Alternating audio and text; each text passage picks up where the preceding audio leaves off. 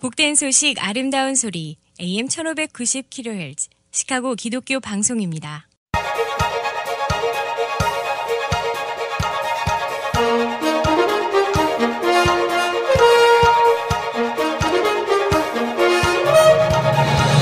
김정일 해설위원의 시사 해설.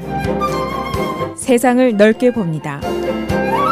삶의 지평이 넓어집니다.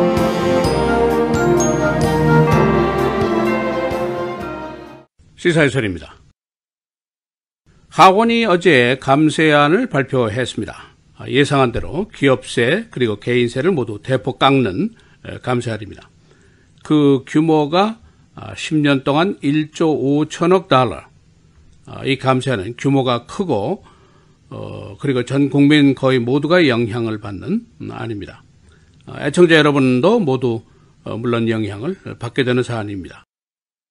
현재 상원안도 성안이 되고 있지만은 일단 하원과 트럼프 대통령은 금년 말까지 의회가 이 안을 통과시킬 것을 목표로 하고 있습니다. 이 감세의 목적, 기업의 세금 부담을 줄여서 국제 경쟁력을 높이고 투자를 높이고 고용을 높이고 성장을 높인다. 그런 목적이고 또 한 가지는 개인의 세금을 줄여서 소비를 진작시킨다. 따라서 경제 활성화를 꾀한다. 그런 겁니다. 여기 이제 두 가지 중요한 질문이 등장하는데 첫째는 투자, 고용, 소비가 늘어나서 정말 1조 5천억 달러라는 엄청난 돈이 다시 10년 후에 들어오게 될 것이냐. 그런 질문이고 또 하나는 감세의 과정에서 누가 더 덕을 보고 누가 더 손해를 보느냐. 과연 공정한가? 승자가 패자가 있는 것인가? 그런 질문입니다. 이 감세안이 국가 경제를 성장시킬 수 있을 것인가 하는 질문에 대해서는 긍정적인 답변, 부정적인 답변 두 가지 답변이 혼재를 하고 있습니다. 그리고 과연 공정한 감세냐 하는 질문에 대해서는 대부분이 중산층보다는 부자나 기업이 더 덕을 본다라는 의견이 많습니다. 그래서 오늘은 하원의 감세안 주요 골자는 무엇인지 또 경제 전문가들이 얘기하는 의견은 어떤 것인지 알아보도록 하겠습니다. 감세안을 대별하면 두 가지입니다. 기업세와 개인세인데 먼저 기업세에 대한 얘기입니다. 현행 세금 35%를 20%로 대폭 인하한다. 이렇게 되면 미국 기업들의 국제 경쟁률이 높아질 것이고 외국 기업의 미국 투자도 늘어날 것이다. 또 기업들이 세금 부담의 경감에 따라서 여유 자본을 재투자를 하든지 고용을 늘리든지 임금을 올리든지 할 것으로 기대가 된다. 그런 목적입니다. 또 한 가지 개인 세금에 대한 사항입니다. 지금 세율이 7가지로 분류가 되어 있는데 4가지로 분류해서 간소화한다. 즉 12%, 25%, 35% 그리고 39.6%로 나누게 됩니다. 그러니까 구체적으로 말씀드리면 연수입이 24,000달러까지는 세금이 없습니다. 그리고 9만 달러까지는 12% 세금을 내고 26만 달러까지는 25% 그리고 1밀리언까지는 35% 그 이상은 39.6%의 개인 세금을 내도록 되어 있습니다. 그리고 소위 스탠다드 디덕션이라는 거 이것을 확대했습니다. 현행은 세금 부과하는데 공제 부분이 12,700달러인데 이걸 24,000달러로 올렸습니다. 그리고 Child Tax Credit, 어린아이 양육비에 이제 보탬이 되라는 것인데 1인당 1,000달러에서 1,600달러로 늘렸습니다. 이제 여기까지는 일률적으로 이해가 쉽습니다. 그런데 이제 좀 복잡한 부분들이 있습니다. 첫째로 세금 공제 부분이 줄어들게 됩니다. 주로 중산층이 손해를 보는 부분이라고 볼 수가 있는데 스테이트 텍스라든가 로컬 텍스라든가 이런 그 인컴 텍스의 공제 혜택에 대한 것이 제한이 된다. 이제 그런 사항이 있습니다. 그리고 의료비 지출이라든가 재산 또는 상해로 인한 손실 이런 공제 혜택도 줄어들게 됩니다. 그리고 모게지 이자 현행 혜택은 그대로 있지만은 앞으로는 모게지 빚 50만 달러까지만 세금 혜택을 준다. 나머지는 주지 않는다. 그렇게 변경이 되어 있습니다. 그리고 이제 프로퍼티 공제도 제한이 됩니다. 예를 들면은 프로퍼티 텍스가 높은 우리 일리노이주라든가 뉴욕, 뉴저지 이런 데 있는 이제 중산층들은 혜택이 당연히 감소가 됩니다. 그리고 캘리포니아의 경우에는 주택 가격이 비싸기 때문에 부동산 세금을 많이 내는 것, 여기도 이제 손해를 볼 수가. 그러면 부자 혜택은 어떤 것인가? 개인 소득세 최고율 39.6%는 그대로 있습니다. 그러나 상속세라든가 재산세에 대한 면제액이 크게 늘어납니다. 그러니까 500만 달러까지는 세금을 내지 않아도 되고 상속세도 거의 내질 않습니다. 1% 정도에 되는 상층부 국민들의 혜택이 크게 늘어난다라고 해석을 할 수가 있습니다. 과연 이 감세로 국가 경제 성장이 더 촉진이 되고 소비시장이 더 활성화될 것인가? 따라서 고용과 임금이 늘어날 것이고 이런 혜택이 있을 것인가? 그런 질문인데, 그리고 이제 1조 5천억 달러나 되는 돈이 세수에서 줄어들게 되는데 10년 후에는 과연 이것이 상세가 될 것인가? 그런 질문이 당연히 있을 수 있습니다. 여기에 대해서는 이제 긍정과 부정의 의견이 혼재한다고 말씀을 드렸는데, 먼저 긍정적인 의견을 말씀드리면 이런 겁니다.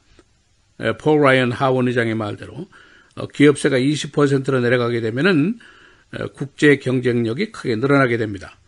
그리고 세금 부담이 경감이 된 기업들이 재투자를 하고 고용을 늘리고 또 국제 시장에서 장사를 더 잘할 수 있다. 또 한 가지, 다국적 기업들이 미국에 투자를 할 수도 있고 미국으로 사업체를 이전할 수도 있다. 그런 기대를 하고 있습니다. 여기에 반한 부정적인 의견입니다. 이미 저금리 정책이 오래 계속이 돼 있고 실업률은 지금 바닥이고 기업들의 여유 자금이 오래 있었지만은 투자가 별로 없었다. 그리고 일단 감세로 적자가 더 늘어나게 되면은 당연히 지출 감축을 하게 되는데 정부가 지출 감축을 하면은 결국 저소득층 중산층이 손해를 본다. 그런 반론입니다. 트럼프 대통령은 하원의 감세안이 중산층과 근로층에게 대한 선물이다. 이렇게 얘기를 하면서 적극 지지를 표명했습니다. 그러나 민주당 쪽에서는 이것은 부자들을 위한 특혜다 하고 정반대의 시각을 가지고 있습니다. 또 기업 측 내에서도 찬반이 각각 갈리고 있습니다. 앞으로 의회에서 이 찬반 논란이 크게 가열될 것으로 예상이 되고 있습니다. 아직 하원 통과 여부에 대한 전망은 확실하게 나온 것이 없습니다. 기본적으로 하원 감세안에 대한 찬반은 공화당, 민주당, 정당별로 확실하게 갈라져 있습니다. 시카고의 경우는 어떤가? 새 감세안이 건설업에 대한 세제 혜택을 줄이고 있습니다. 그래서 지금 시카고가 여러 가지 역사, 유적 가치가 있는 건물들이 많이 있는데 재개발을 하든지 또는 보수를 하든지 복원을 하든지 그런 사업이 지금 기대가 되고 있는데, 예를 들면 Congress Parkway에 있는 Old Main Post Office라든가 Wrigley Building이라든가 이런 빌딩을 얘기합니다. 이것이 이제 세제 혜택이 없어지게 되면은 굉장히 어려운 일이 예상이 된다. 그런 얘기입니다. 이 주요 건물에 대한 보수 및 복원 재개발에 부정적인 영향이 미칠 가능성이 있고, 자칫하면은 이런 귀중한 건물들이 허물어지게 될지도 모른다. 그런 예상이 나오고 있습니다. 이 찬반 의견 정당별 또 보수 진보에 따라서 갈리고 있지만은 보수계 신문인 시카고 트리뷴이 오늘 사설을 통해서 공화당 감세안은 논쟁적인 아니다라고 규정을 하고 있습니다. 이 감세안의 가장 큰 변화를 다시 한번 요약을 하면은 세제를 간소화했습니다. 개인 세금 세율을 7개에서 4개로 간소화했고, 그러나 이 행간에 해당되는 시민들의 세금이 올라갈 가능성이 있습니다. 그리고 세금 공제를 크게 줄였습니다. 주정부에 내는 로컬 텍스라든가 의료비 지출이라든가 홈 모게지의 이자라든가 이런 데 공제가 줄어듭니다. 이것은 이제 중산층이 손해를 볼 수가 있습니다. 이 기본적인 공제는 약 70%에 해당하는 국민들이 혜택을 받을 수 있는 사항입니다. 그리고 건축, 하우징, 부정적인 영향이 가능하다. 모기지 이자, 프로퍼티 텍스 혜택이 줄어들게 됩니다. 50만 달러까지만 이자 공제가 가능하고 프로퍼티 텍스 공제는 없어지게 됩니다. 따라서 일리노이, 뉴욕, 뉴저지, 캘리포니아 등 소위 블루 스테이트, 민주당계의 스테이트들이 손해를 보게 되어 있습니다. 그리고 세금 크레딧이 확장이 됩니다.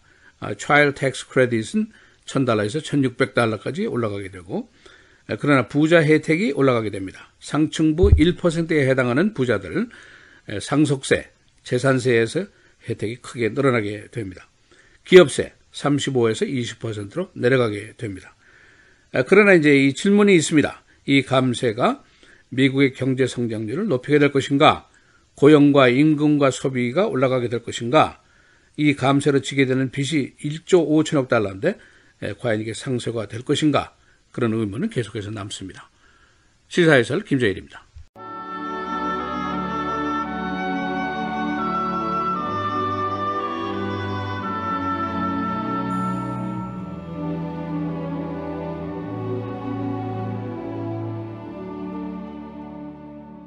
주께서 호령과 천사장의 소리와 하나님의 나팔 소리로 진이 하늘로부터 강림하시리니 그리스도 안에서 죽은 자들이 먼저 일어나고 그 후에 우리 살아남은 자들도 그들과 함께 구름 속으로 끌어올려 공중에서 주를 영접하게 하시리니 그리하여 우리가 항상 주와 함께 있으리라. 그러므로 이러한 말로 서로 위로하라.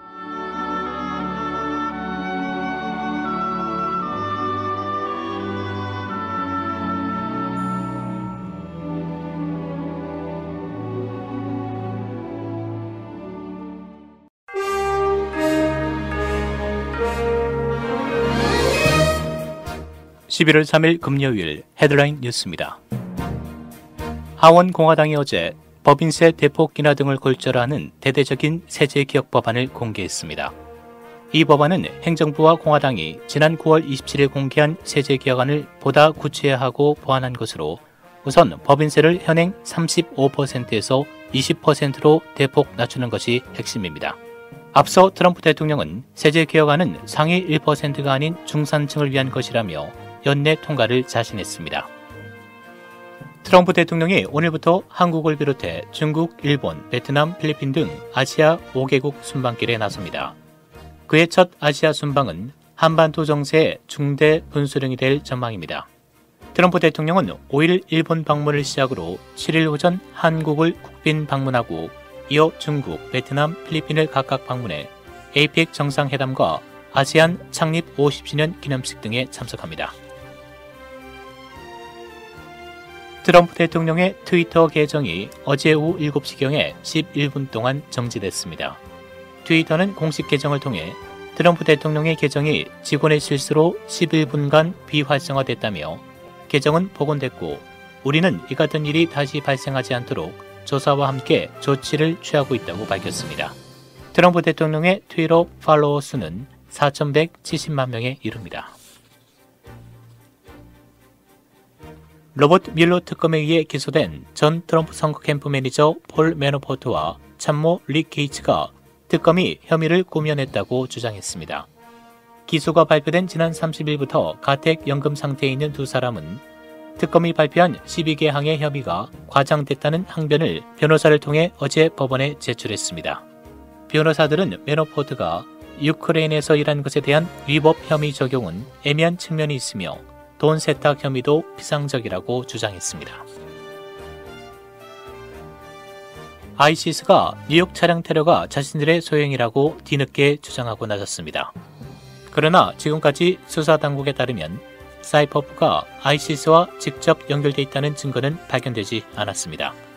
수사당국은 미국 삶에 불만을 가진 사이퍼프가 그들을 통해 ISIS 테러 방법을 배워버린 단독 범행으로 1차 결론을 내렸습니다. 연방준비제도 차기 의장에 제롬 파월 현 연준 이사가 어제 지명됐습니다. 트럼프 대통령은 어제 4년 임기의 차기 연준 의장에 파월 현 이사를 지명한다고 공식 발표했습니다.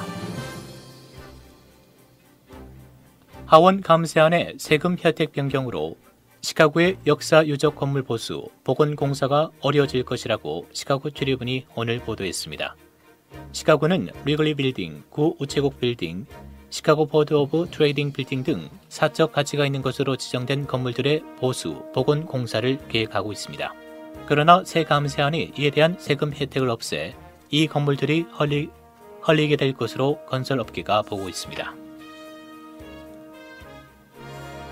살인죄로 복역하고 있는 시카고의 두 남자 네비스 콜먼과 데릴 폴튼이 DNA 조사 결과 진범이 아닌 것으로 밝혀졌습니다.